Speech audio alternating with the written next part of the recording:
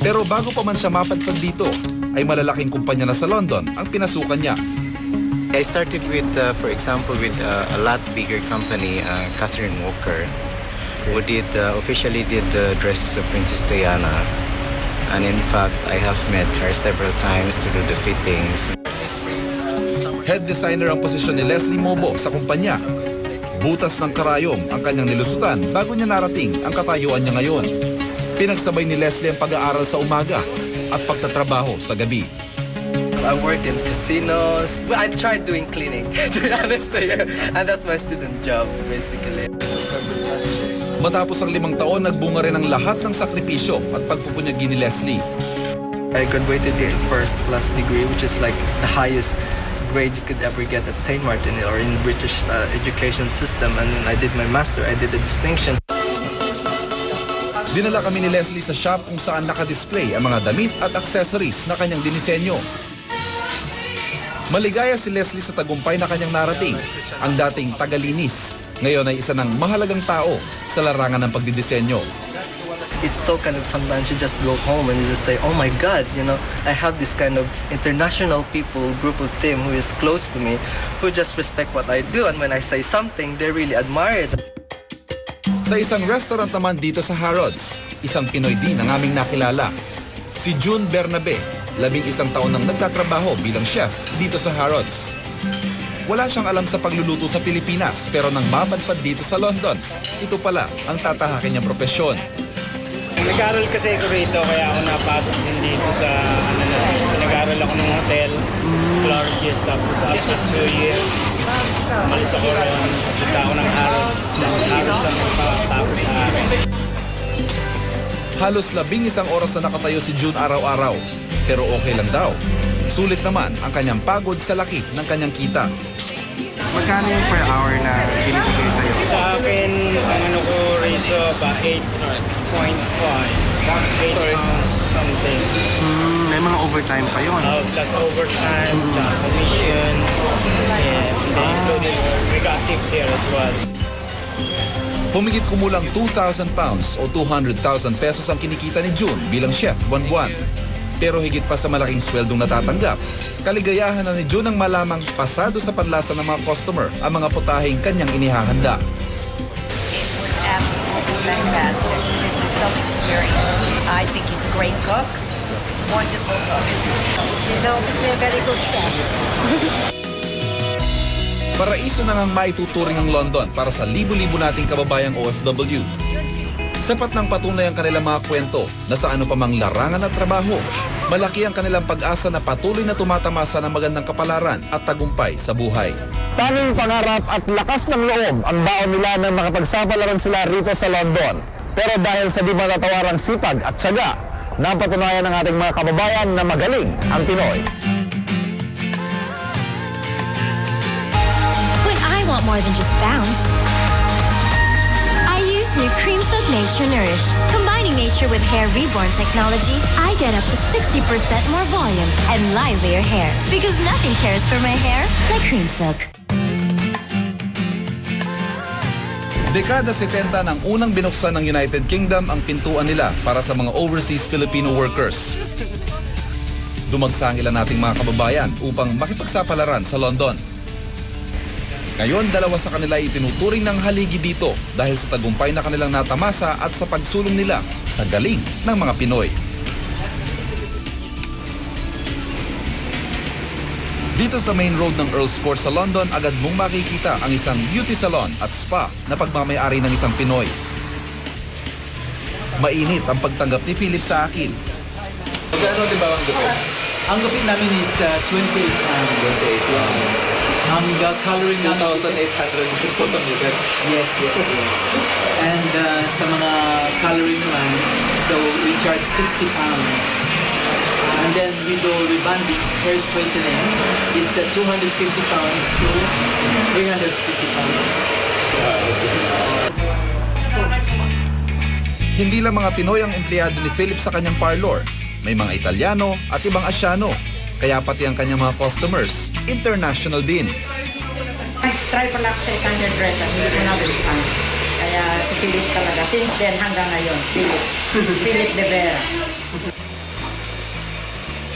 Pero syempre dahil mas malapit sa puso ni Philip ang kanyang mga kababayan, hindi lang extra service at malaking discount ang kanyang binibigay. Hanggat sa abot ng kanyang makakaya, tinutulungan din daw ni Philip ang ilan nating kababayan na may problema sa kanilang trabaho. Ito rin ang ating mga customers. Saka ito ang aking hairdresser ng isang Pilipina rin na nakapagusay maggupit talagang Pinoy na Pinoy ang paggugupit ng barber. Tingnan mo, napakalinis. Alam mo itong shop ko parang embassy ba na everyday ang daming tao palagi. Hindi mo ma-feel nasa London ka pag nasa shop ko. Nasa shop ako. Nasa shop kayo. Dahil parang embassy talaga. Saan punta ka dito? Habang ginugupitan ako ni Philip, doon ko nalaman na hindi naging madali ang lahat para marating niya ang kinaroroonan niya ngayon. Taong 1975, nilisan ni Philip ang Dagupan, Pangasinan upang maging waiter dito sa London.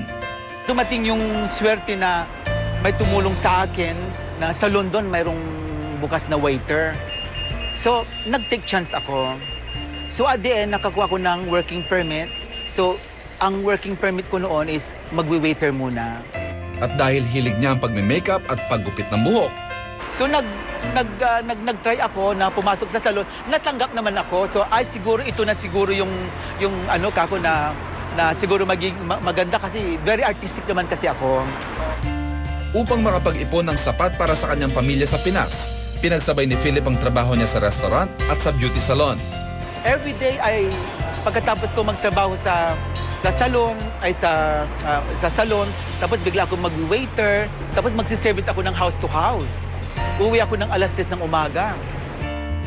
Hanggang maisipan niyang gawing beauty parlor ang isang kwarto sa inuupahan niyang apartment. Naging kilala rin si Philip bilang stylist of the beauty queens.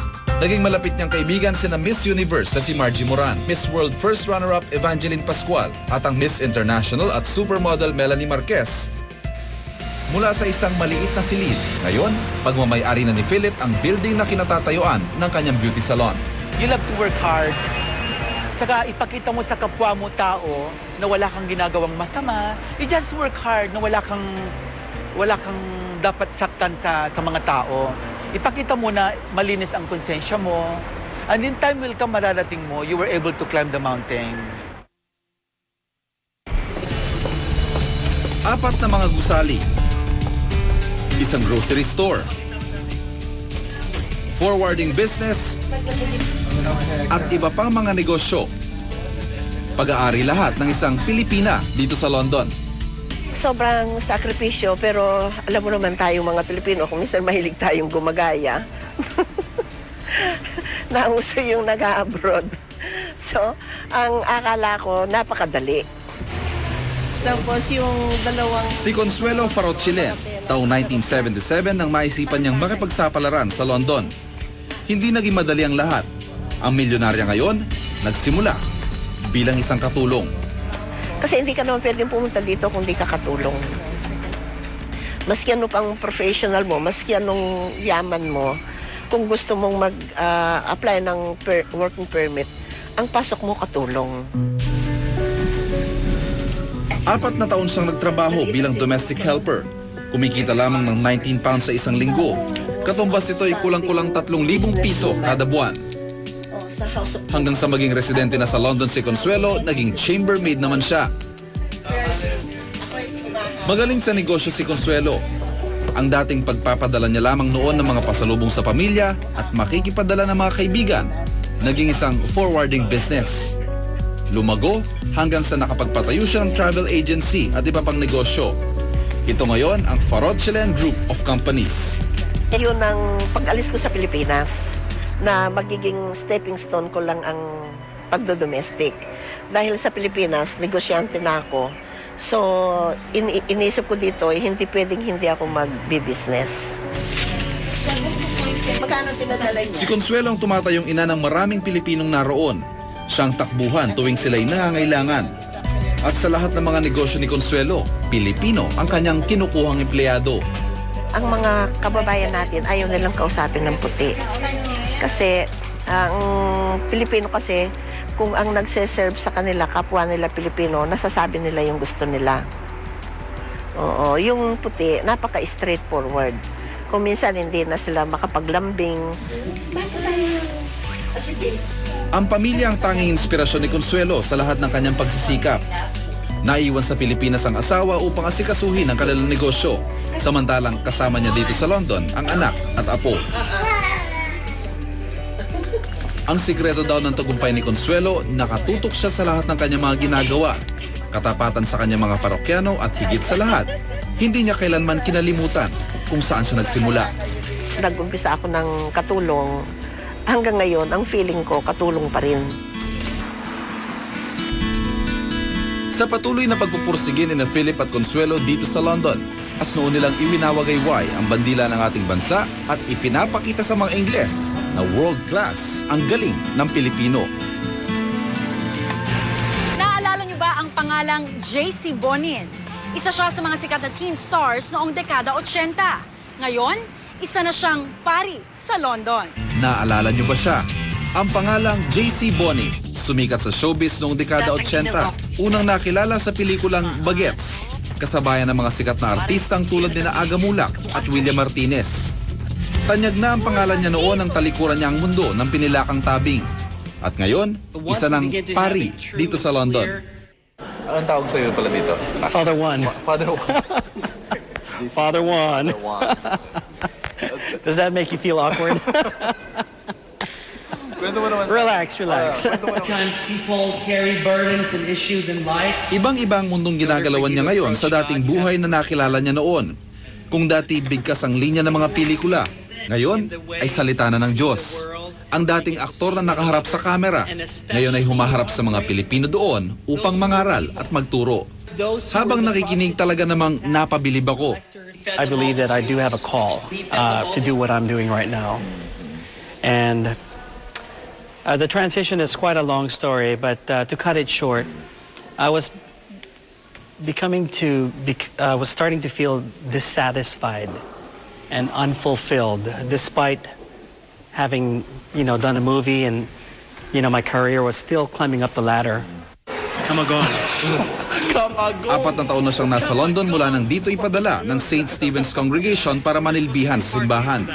Like you're here in a mission, parang ganon. Yeah.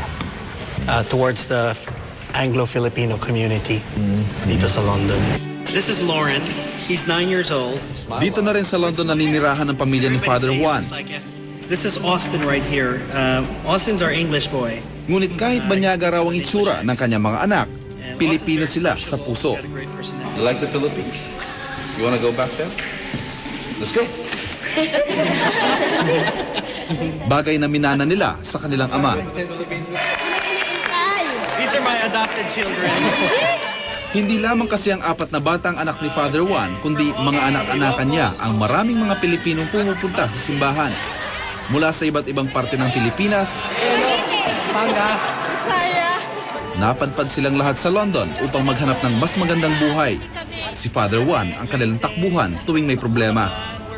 Mga issues dito, karamihan, either children growing in homes na wala yung tatay at nanay o kaya hiwalay. So that's an issue there among the young people. Okay, so there's a tendency to turn to drugs or the wrong crowd, wrong influence. Rules and regulations in this list. Hindi normal na misa ang mayroon tuwing si Father Juan ang nasa altar, kundi isang selebrasyon. May sayawan at kantahan. Sa pamamaraang ito, tila bahagyang nakakalimutan daw ng ating mga kababayan ang lungkot na malayo sa sarili nilang tahanan. It's another way or a way of escape to be able to have a connection back home. You don't feel so isolated when you are amongst your fellow men, fellow countrymen. Nasa banyagang bansa man si Father Juan at banyagang salita man ang mas bihasa niyang bigkasin. Sa puso at diwa niya ay Pilipinong-Pilipino siya at walang ibang hangad kundi mapabuti ang kalagayan ng ating mga kababayan doon. It's a great privilege. It's a humbling experience because with privilege and honor also comes great responsibility. Isang award-winning police officer, tapat sa serbisyo, mapagkakatiwalaang alagad ng batas dito sa London. Matangos ang ilong, itsurang banyaga, pero isang Pinoy. Jesus Singh ang kanyang pangalan, tubong Maynila, at noong nasa Pilipinas pa, isa ring artista. Nag-introducing ako sa Tiago Akyat. At Tiagong Akyat. Yung Tiagong Akyat na yan, naging famous yan. Nanalo sa famous yan eh. Kaya after that, dumami na naman ang pelikula ko. Yung kapas at Bonjing, kasama ko si Jay Lagan. Meron din akong major role doon. Dekada 60 ng bansagan siya ng pangalang Adel Moreno. Gumanap ng ilang papel sa Clover Theater at nagkaroon ng mga pelikula. Itinuring din siyang Paul Anka of the Philippines. Tinanong ako ni Herman kung gusto ko rin mag-artista. Ngayon pinakilala niya ako kay Pablo Gomez. Ngayon nagkaroon ako ng mga ibang mga pelikula na beat. Yung parang extra lang sa Sampaguita. Taong 1978 nang ipagpalit niya ang pag-aartista sa pakikipagsapalaran sa ibang bansa. Ngunit hindi naging madali ang lahat. Driver pa ako noon. Paglilinis ng mga kotse. Dahil alam mo naman dito sa London, din, porket nandito ka, talagang sagana ka dito. Hindi, kailangan magdaan ka sa proseso eh. Taong 1986 na maging citizen siya ng London at matapos ang ilang taon, naisipang pumasok sa pagpupulis. 12 taon ng tapat na serbisyo ang hatid ni Jessie sa komunidad ng Islington dito sa London. Pinagmamalaki ko na naging pulis ako dito. At least nakakatulong ako sa ating mga kababayan. Sa ibang bansa man natagpuan ni na Father Juan at Police Officer Jesse Singh ang paninilbihan ng tapat sa Diyos at sa lipunan, ni minsan ay di pa rin nawala sa kanilang puso't isip ang pagiging isang Pinoy. Hanggang sa susunod na Miyerkules, tumahayang muli ang tunay na drama ng buhay. At mahalagang impormasyong kaugnay ng pagtatrabaho sa ibang bansa. Ako po ang inyong kapuso, Rhea Santos. At ako naman po ang inyong kapuso, Ivan Mayrina. Magandang gabi po sa inyong lahat. At sa bawat Pinoy abroad, mabuhay ka!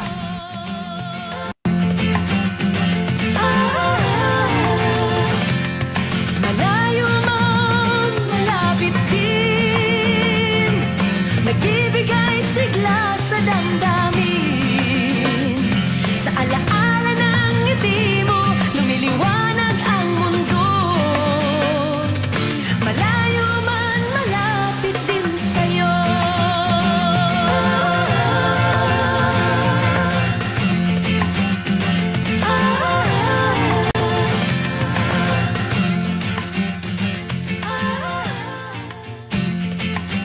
Daang-daang libong Pilipino nakakalat sa buong mundo. Matatagpuan sila sa mahigit 180 bansa sa 7 kontinente. Tinitiis nila ang lungkot na mahiwalay sa kanilang pamilya para makapagbigay ng magandang kinabukasan sa mga mahal sa buhay.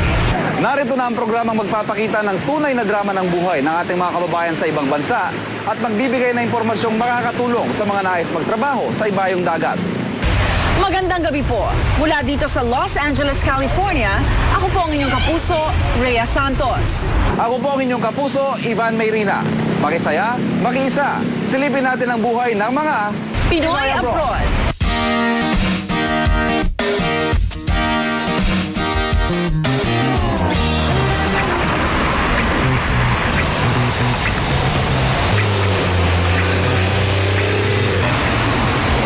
Los Angeles, California.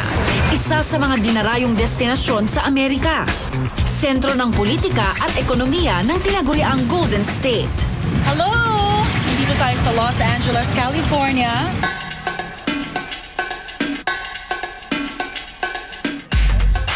Pero ngayon, mas kilala na ang LA bilang movie capital of the world. You shall not pass! Kapag binay mo nga ang Hollywood Boulevard, hindi malayong makasalubong mo ang ilan sa sikat nilang movie characters.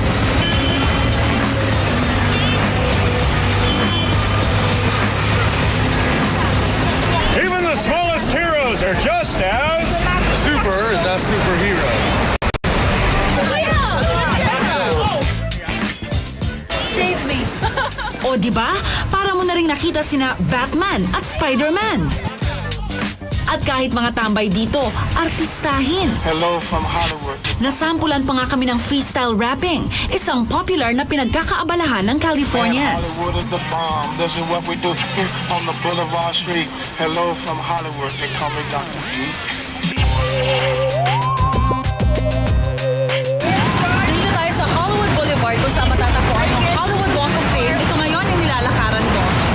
So makikita nyo dito sa national stars kung saan nakasulat, nakaulat yung pangalan ng mga paborito nyong Hollywood stars at Hollywood icons.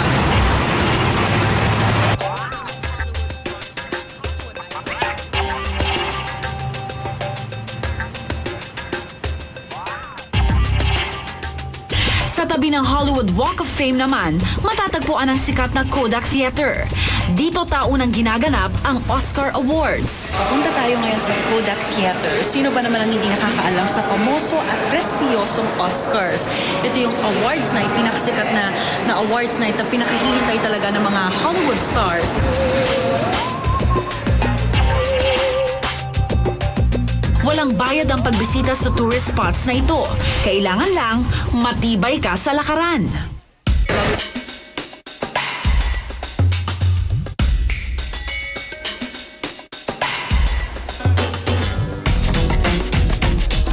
Pagkagat ng dilim, hindi pa rin nauubusan ng liwanag ang Hollywood Boulevard sa LA. At dito sa Grauman's Chinese Theater, pinakamatingkad ang kinang ng mga artista sa pinilakang tabing. Sa mga Pinoy na maglilibot dito, nako ha, I'm sure mas starstruck kayo dahil pwede niyong makabangga ang mga paborito niyong artista.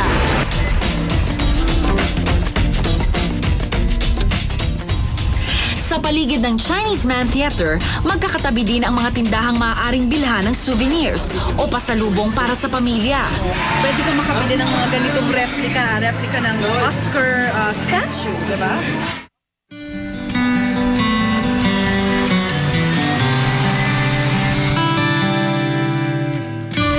Sa gitna ng mabilis na takbo ng buhay, hindi maiwasang ma-homesick ang ilan sa ating mga kababayan. Kaya makahanap ka ng mga Pinoy Plaza sa iba't ibang bahagi ng California. Dito sa Ames, West Covina, binansagang Manila Lane ang isang kalsada dahil sa mga nakapalibot na Pinoy establishments dito. Sa mga lugar gaya nito, talagang maa-at home ang lahat ng Pinoy. Hello, welcome to California. Hi, Philippines. Hello, relatives. Hi, kumusta na kayo dyan? Hello. Historic Filipino town kung tawagin ang pinakasikat na Pinoy community dito sa LA. Matatagpuan sa gitna ng West Temple at Alvarado Streets. And over there is Governor Ben Cayetano. Ayon sa naging tour guide naming si Joseph Bernardo, dito nanirahan ang mga unang Pilipino sa LA. I guess the city of Los Angeles recognized the importance of Filipinos here in Los Angeles, the establishment of Filipinos here. And in 2002, they kind of designated this area as historic Filipino town. Ito ang pinakamalaking Filipino-American mural sa buong Amerika. Ang tawag po sa painting na ito ay Gintong Kasaysayan, Gintong Pamana na iginuhit ni Eliseo Silva at ipininta ng daang-daang volunteers noong 1994. Dito ipinapakita ang kasaysayan ng Pilipinas.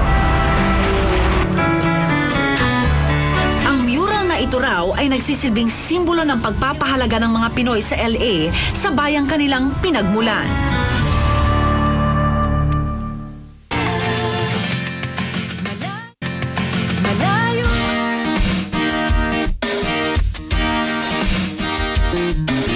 Sa gitna ng mga glamoroso at star-studded na tourist sites sa LA, tila nakikipag-agawan ng atensyon ng mga Pinoy shops at restaurants. Silipin natin ang Tatak Pilipino sa Los Angeles, California.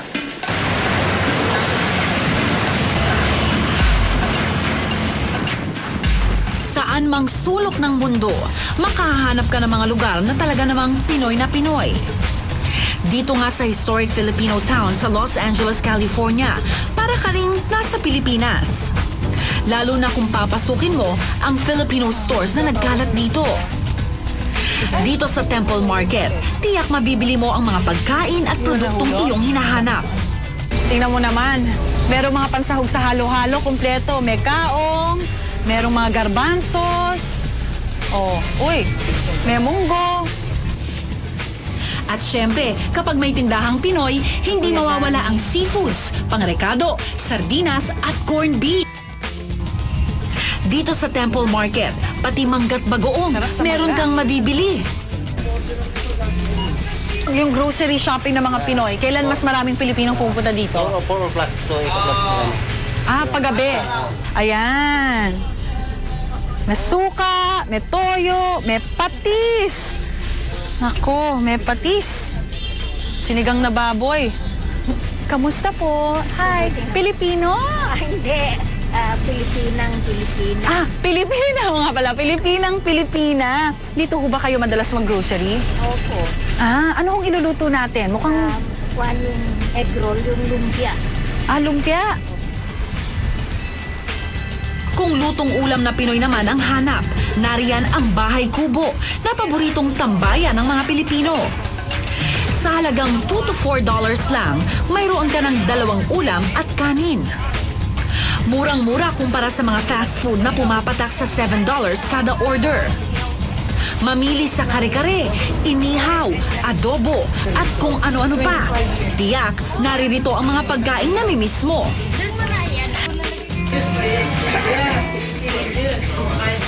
At dahil puro kababayan ang iyong makakatabi at makakwentuhan, misula na itong maliit na piraso ng ating bayan.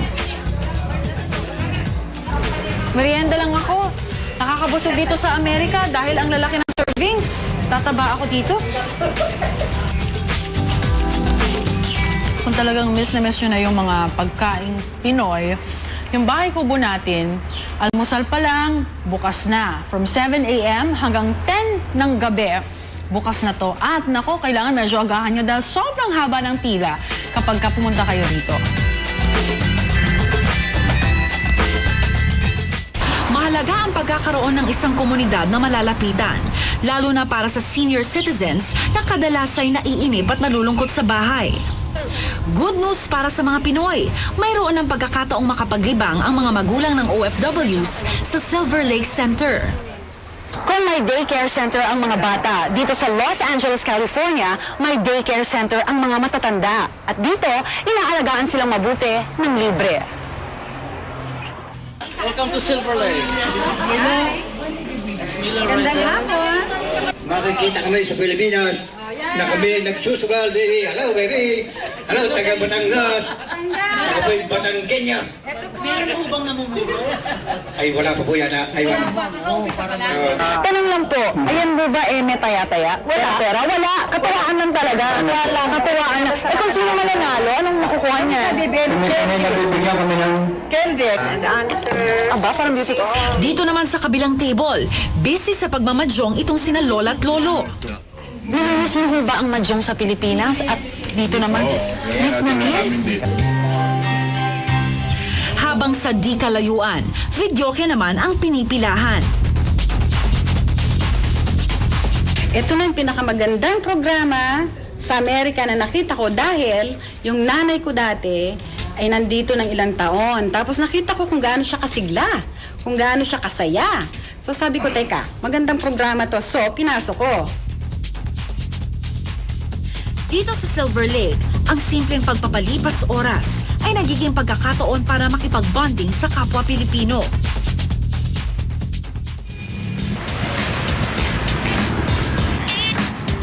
Isa sa mga karaniwang inaalala ng mga Pilipino ay kung saan titira pagdating sa ibang bansa.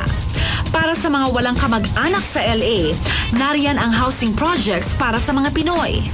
Isa ang Manila Terraces sa mga low-cost housing facilities na ito. Dito sa LA, karaniwang pumapatak sa $1,000 ang renta ng isang 1-bedroom apartment. Pero sa Manila Terraces, 4-bedroom apartment na ang makukuha sa halagang $973 kada buwan. Habang $635 naman ang buwanang bayad sa 1-bedroom apartment. Oh, pati banyo, parang kwarto. Oh, parang kwarto na yung banyo nila. Bakit po kaya mas maraming Pilipino kung tenants? Gusto nila kasi malinis eh. Aha. At ang Manila, Saka mabait ang manager. as a manager kayo, Pinoy. Nakaka-relate. Mura ho talaga.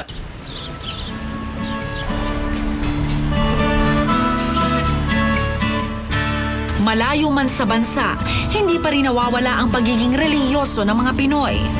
May mga simbahan na maaaring puntahan ang mga Pinoy sa LA, tulad ng St. Columban Church sa historic Filipino town. Noong unang panahon, hindi pinapayagan ng mga Amerikano na dumalo ng misa sa kanilang simbahan ang mga Pilipino. Pero pagdating noong 1940s, itinayo itong Columban Church na mula noon hanggang ngayon, ipinagdiriwang ang misang Pilipino. Ngayon, ang St. Columban Church ay nagsisilbing tulay ng mga Pinoy sa LA, hindi lang sa kanilang spiritualidad, kundi pati sa kanilang pagka-Pilipino.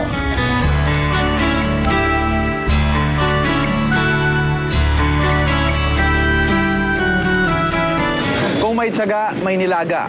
Ang kasabihang ito ay napatunayan sa tagumpay na tinatamasa ngayon ng kababayan nating si Alfonso Chu. Nagsimula bilang isang all-around helper sa isang nursing home sa Amerika. Ngayon ay may-ari na ng 4 na convalescent homes sa Los Angeles. Tito Al ang tawag ng mga Pilipino dito sa Anaheim, California kay Alfonso Chu, isa sa mga nagtagumpay nating kababayan dito. Yes, have a seat please. Binata pa si Tito Al nang unang mapadpad sa Amerika taong 1979. Kwento niya, hindi niya alam kung saan siya tutuloy pagkababa niya ng eroplano sa Los Angeles International Airport. There was a person that came to my mind. It was my teacher in Tacloban City. So tinawagan ko. Ang sumagot naman ng asawa, sabi niya, sorry, yung mom mo nasa Pilipinas. Sabi ko, sir, anong gagawin ko? Sabi ko, nag-iisa ko, sir, but I don't know nobody. Sabi niya, okay, it's not a problem. Anyway, asawa naman ako ng mom mo eh. So I can accommodate you home. Isang all-around worker sa nursing home ang unang naging trabaho ni Tito Al sa LA. I was the manager, I was the cook, I was the housekeeper, I was everything. I mean, there's a jack of all trades, master of none. Dahil sa pagsisikap at tulong ng mga kapwa Pilipino, umasenso ang kanyang buhay. There's a woman is always behind a man's success. I don't have only one woman, but I have 4 of them. So starting from my mother, my wife who gave me the 2 beautiful kids, and of course my Mami Lusing of Bahay Kubo, na kahit pa paano, in every endeavor that I have, she's always at my back. Malayo nang talaga ang narating ni Tito Al, mula sa pagiging caregiver,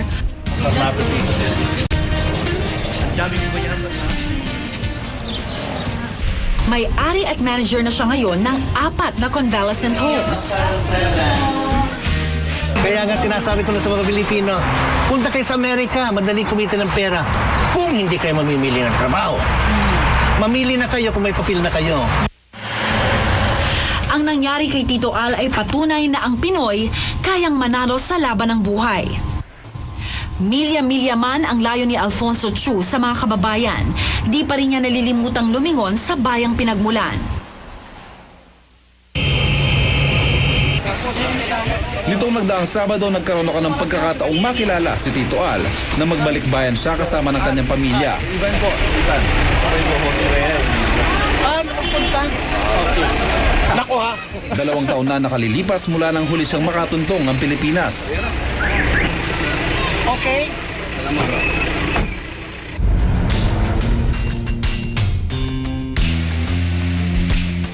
Sa bahay na ito sa Tacloban, Leyte, ipinanganak at lumaki si Tito Al. Ito yun, Nay. Dito kayo lumaki? Dito kami lumaki. Ito ang sala namin noon. Kwarto. Ito naman ang mga kwarto dito. Kasi makikita ninyo na, mga gamit na lang ang nandito. Nang yumao mga magulang, kinupkup na ni Tito Al ang kapatid. Simpleng buhay ang kanilang kinagisnan pero malaki na ang pinagbago ng kanilang buhay.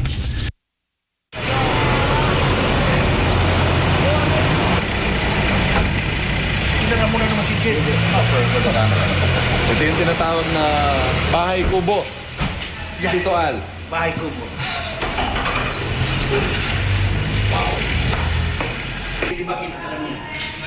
Nilibot ako ni Tito Al sa kanyang mansyon. Bakas dito ang ginhawang tinatamasa ng kanyang pamilya ngayon. Ito ang kitchen. 1,700 square. Hello. Kwento ng kanyang kapatid, binago raw ni Tito Al ang kanyang buhay. Silang tatlo talaga binibigyan kami. Kaya wala na akong masasabi kay Tito Al. Sa tabi ng kanyang bahay, nakapagpatayo si Tito Al ng isang grocery at butik. Kung mayroon man daw pinanghihinayangan si Tito Al, yun ay ang pagkakalayo niya sa pamilya. Kayo, may mga father at mother kayo. Sabi ko, ang swerte naman ninyo na you have something to offer. Now, I have nothing to offer except my brothers and sisters and my nephews. At saka yung mga apo na. Noong araw ding yon, matapos lang ang 3 linggo, bumalik na si Tito Al sa Amerika kasama ang asawa at mga anak. Pero malayo man ang pupuntahan, ang puso ni Tito Al, dito pa rin sa Pilipinas matatagpuan.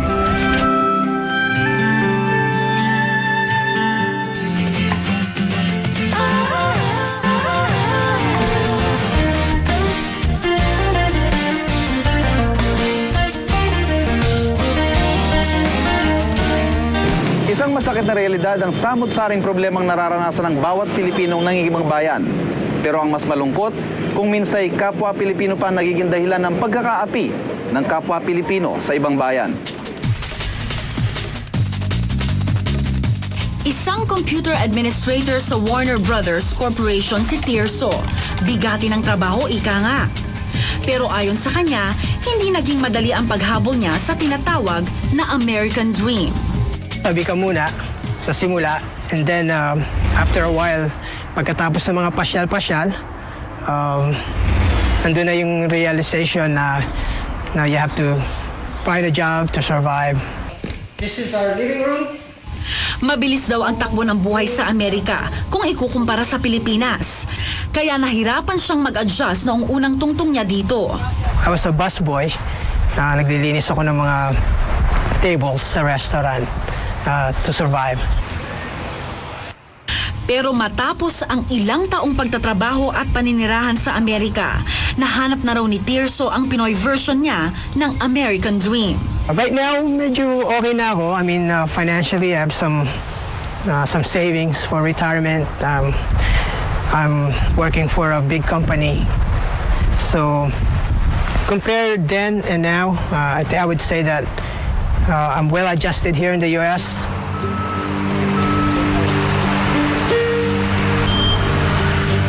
Pagbabaka sakaling mahanap din ng swerte kaya umalis ng Pilipinas si Hospicio Dulnuan.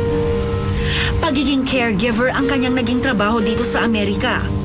Sa nursing home na napasukan, naranasan niya ang magtrabaho ng halos 24 oras kada araw. Walang pahinga kasi yung pasyente ko, he is a diabetic, and we sleep only 12 o'clock midnight to 6 o'clock in the morning. That's our sleeping time, but every 2 hours I have to wake up. Pero sa huli, katawan na niya ang bumigay. Na-stroke si Mang Hospicio. You are abused by the patient, but you say it's okay because he's a patient. Parang biro ng tadhana na ang trabaho niyang pag-aalaga ng may sakit na nagdala sa kanya sa Amerika ang siya rin palang magiging daan ng pagkapahamak niya. Nakalulungkot marinig kay Mang Hospicio na minsan daw, kapwa pa niya Pilipino ang nagpahirap sa kalagayan niya. This doctor says, well, can you show your buntot or your G-string, whatever, and then laugh at it. So sometimes I am a small person, but I am also hurt like him. Sa kasalukuyan, volunteer si Mang Hospicio sa Filipino Workers Center. Samahan ng mga Pinoy na nais bigyan lunas ang problema ng ating mga kababayan sa trabaho. Hindi sila binigyan ng overtime pay or yung proper wages. Tsaka meron silang cuts sa yung mileage nila kasi yung pag dinadala nila yung patients nila, meron din yun parang mileage na dagdag sa bayad na hindi nila binibigay. Madalas raw mapagsamantalahan ng mga Pilipino, lalo na ang mga walang papeles. Yung iba natatakot din labanan dahil nga yung papers sila, ayaw nilang ma-deport sila pabalik sa Pilipinas dahil mawalan sila ng pang-support sa families nila pag na-deport sila sa Philippines. So, parang yung iba, parang kinikim-kim lang nila yung problema nila. Napakadali na pera dito. dito. Dahil pag wala itong... Isa si Kiko sa mga walang dokumentong Pinoy na napagsamantalahan ng amo. Ayaw niyang magpakita ng mukha sa pangambang mawala ng mapapasukan. Isang Pilipina pa raw na may-ari ng isang nursing home ang umabuso sa kanya bilang caregiver. So dapat na ibibigay nila ng mga 70 to 80, bibigyan ka lang ng 50. Eh, ikaw naman, bagong dating ka, kailangan mong kumita, so kakagatin mo. Ito yung dati ko. Dala ng pangangailangan, natutong kumapit sa patalim si Kiko. Pineke niya ang kanyang mga ID at lisensya para patuloy na makapagtrabaho sa LA. Kung hindi ka makakakilos dito sa LA, eh hindi ka kikita dito ng pera. So kailangan mo, lakasan lang ng loob. Kaya kumuha ako ng international driver license. Hindi ako ito tinatanggap dito. Sabi ko, hindi pa naman ako nahuhuli. Land of Milk and Honey Man ng LA. Patunay ang kwento ni Kiko at mga hospisyo na iba-iba pa rin ang kapalaran ng tao. At hindi sa lahat ng oras, hindi sa lahat ng tao, bukas ang palad ni Uncle Sam.